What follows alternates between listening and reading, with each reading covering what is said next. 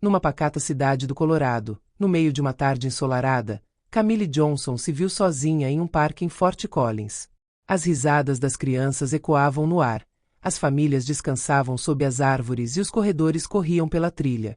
Camille, uma respeitada advogada, aproveitava essa merecida folga. O livro grosso que ela segurava nas mãos parecia ajudá-la a se desligar das exigências do trabalho. Foi um raro momento de tranquilidade, um luxo em sua vida frenética.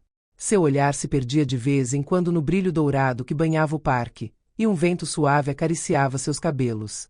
Ela precisava dessa calma para recarregar as baterias, para se preparar para enfrentar mais uma vez o mundo da lei, muitas vezes brutal, muitas vezes injusto. O calor da tarde envolveu tudo e Camille fechou os olhos por um momento para saborear a fuga.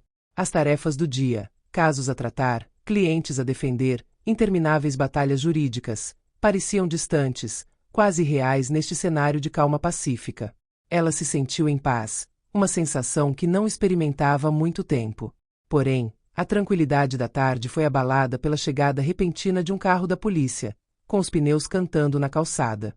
Camille virou a cabeça ao ouvir as sirenes, observando a viatura estacionar perto da trilha, longe dos locais onde as famílias estavam relaxando. 2 policiais desceram, os olhos imediatamente fixos em Camille, a única pessoa sozinha no imenso parque. A luz do sol estava desaparecendo, lançando sombras mais longas na grama, e a atmosfera parecia carregada de uma nova tensão, tão palpável quanto o calor do dia. Sem avisar, um dos policiais se aproximou, com o rosto impassível, mas determinado. Ele tinha uma expressão de comando, os olhos fixos em Camille como se ela já fosse culpada de alguma coisa. Senhora, você deve nos seguir, ele ordenou com voz firme. Não houve explicação, nem contexto, apenas uma exigência categórica. Camille, calma e serena, respondeu sem se deixar desestabilizar. Ela sabia que não tinha feito nada de errado. A situação não fazia sentido.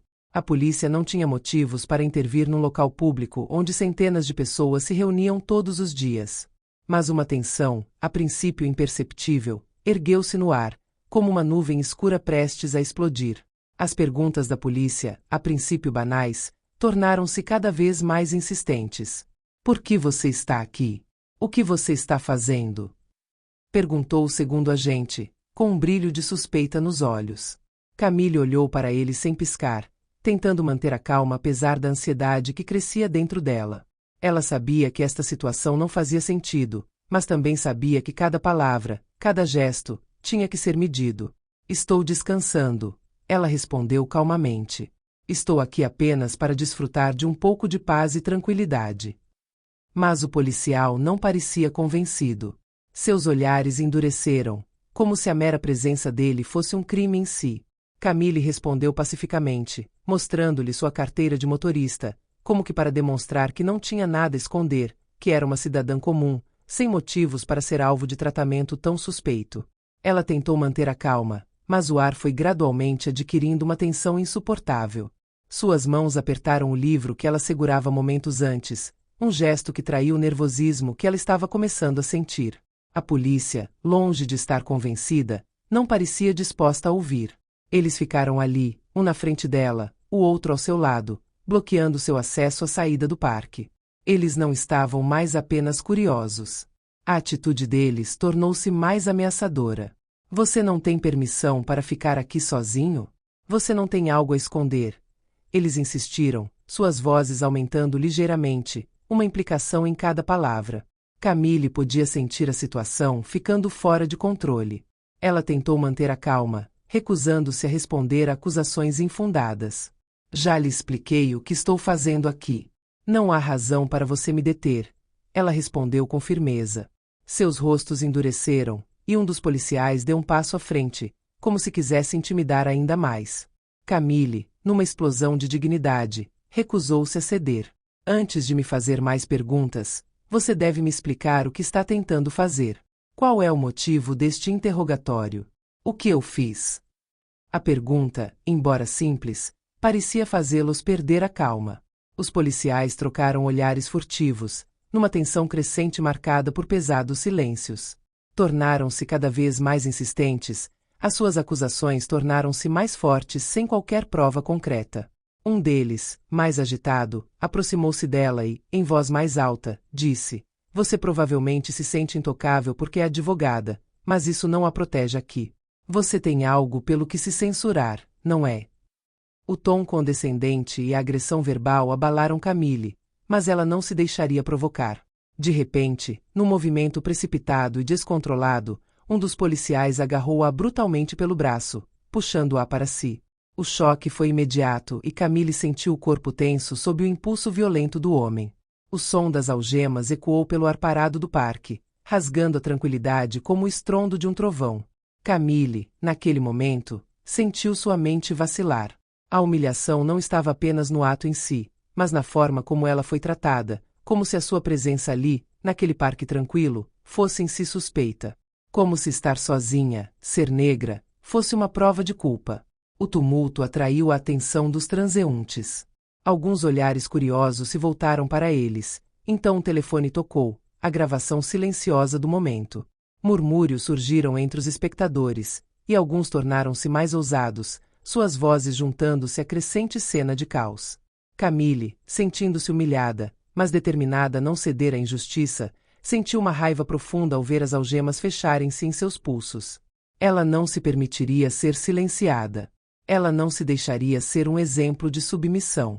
Presa no carro da polícia, com o motor roncando como um mau presságio, Camille se perdeu em pensamentos.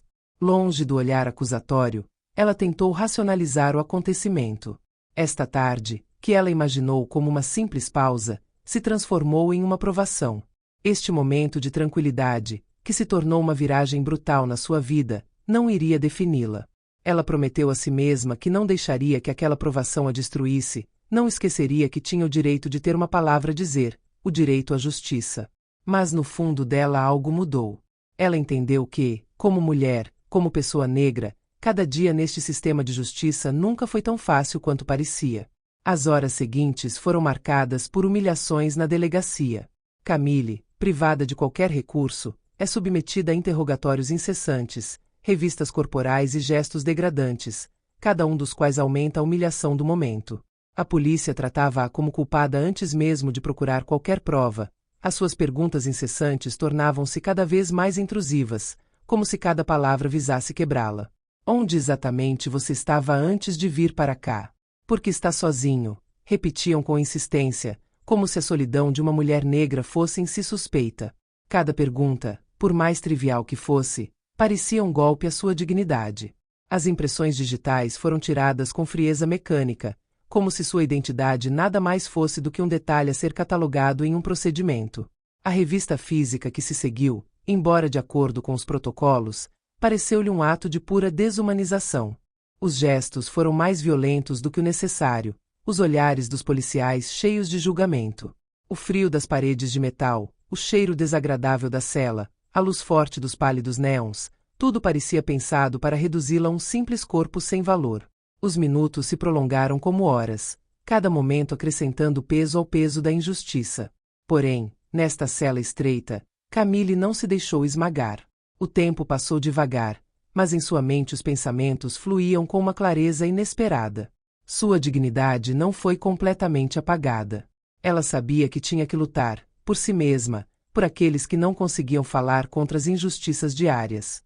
O seu pensamento voltou-se para estes rostos invisíveis, estas pessoas que sofreram a mesma humilhação, a mesma opressão sem nunca poder gritar. Mas ela ia gritar. Não imediatamente, não agora, mas ela iria fazer isso. Sua única arma naquele momento foi sua determinação. Ela não estava pronta para deixar isso acontecer, para aceitar a violência simbólica que estava vivenciando. Ela prometeu a si mesma não passar por essa provação. Ela aguentaria, custe o que custar, porque sua luta era maior do que a que ela vivenciava ali, atrás dessas paredes frias. Horas depois, depois do que pareceu uma eternidade, Camille foi finalmente libertada sob fiança. Quando ela finalmente se viu do lado de fora, o ar fresco da noite pareceu um alívio imediato, mas não fez nada para reprimir a raiva que borbulhava dentro dela. Ela respirou fundo, sentindo o vento acariciar seu rosto, uma leve trégua antes que a realidade voltasse. Suas pernas tremiam, o cansaço e o estresse a atingiram, mas ela não cedeu. Ela voltou o olhar para Marissa, que estava esperando ali, com uma expressão mista de preocupação e alívio no rosto.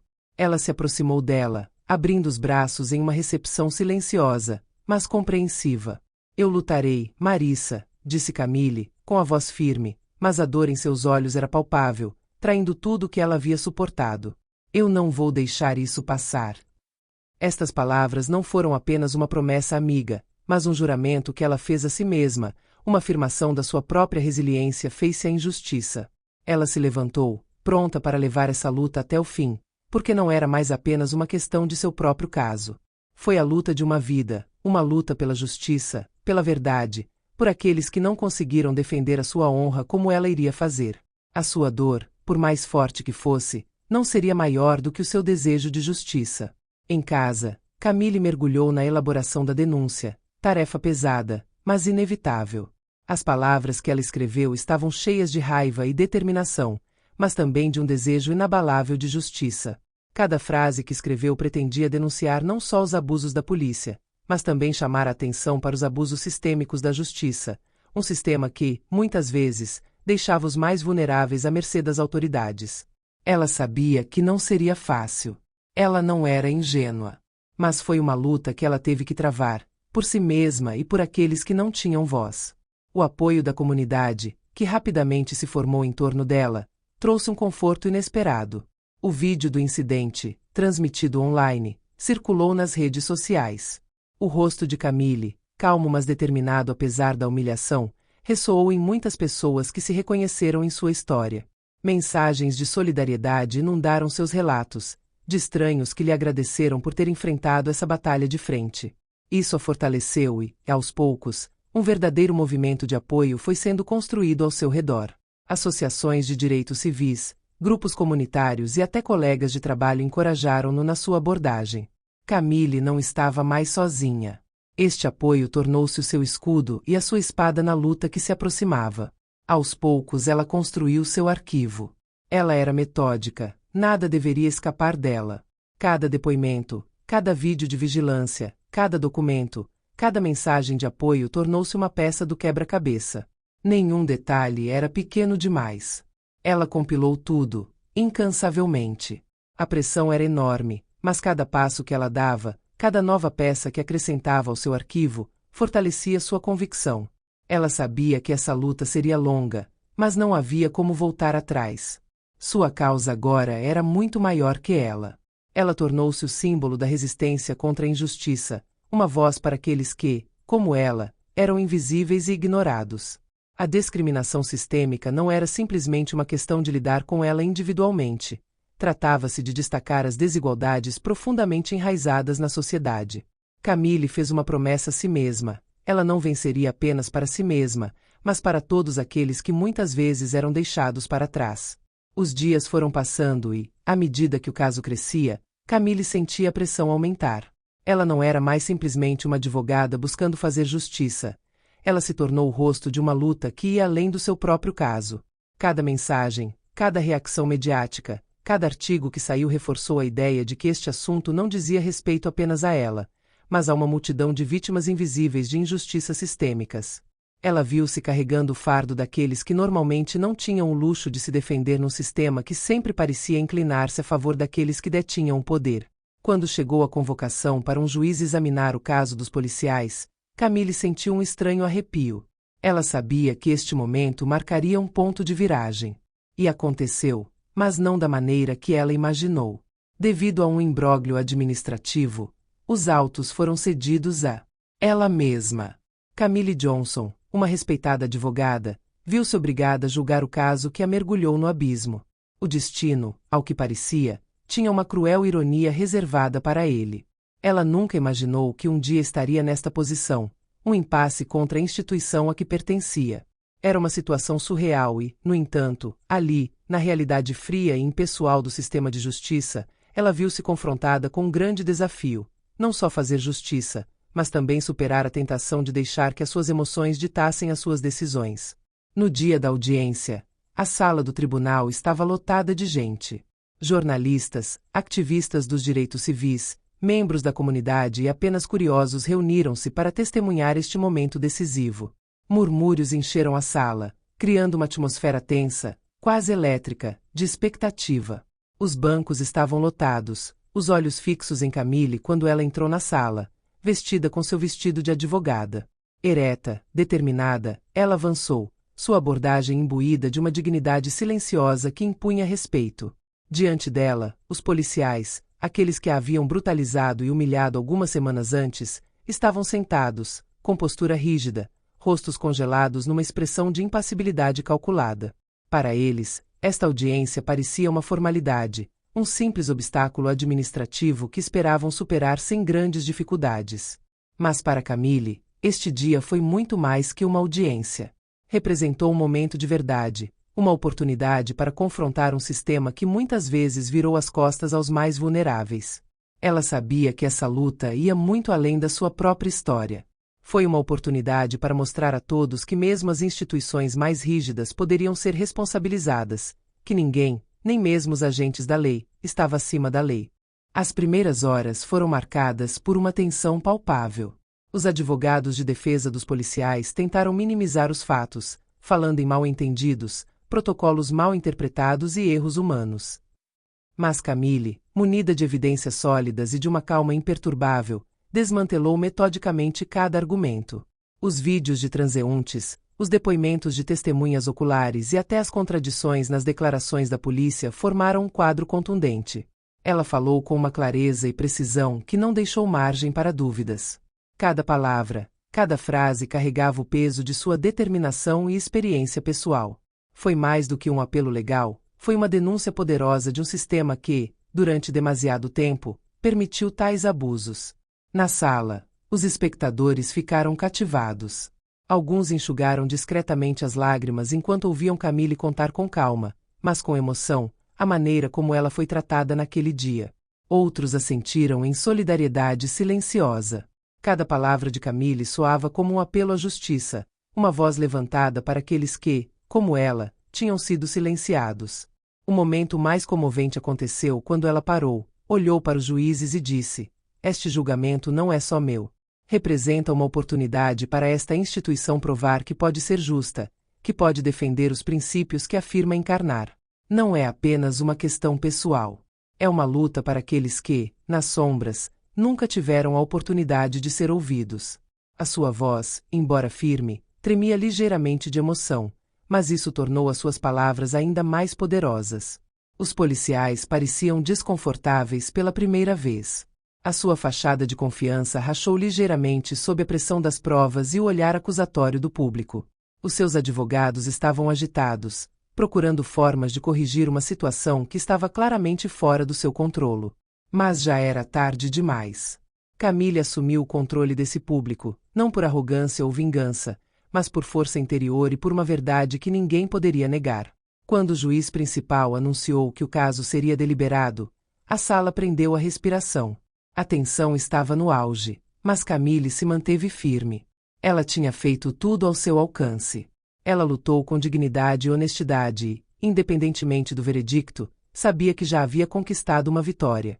Ela ousou enfrentar a injustiça e mostrou ao mundo que era possível resistir. Ao sair da sala do tribunal, aplausos espontâneos irromperam entre os espectadores. Camille, embora cansada, sentiu uma onda de emoção invadi-la. Não foi apenas a luta dela, foi a de milhares de pessoas, e neste momento, ela não estava mais sozinha. Nos seus olhares, nos seus gestos, ela viu uma solidariedade que transcendia as barreiras sociais e culturais. Ela sorriu fracamente, sabendo que o caminho ainda era longo, mas convencida de que o mundo, aos poucos, poderia mudar.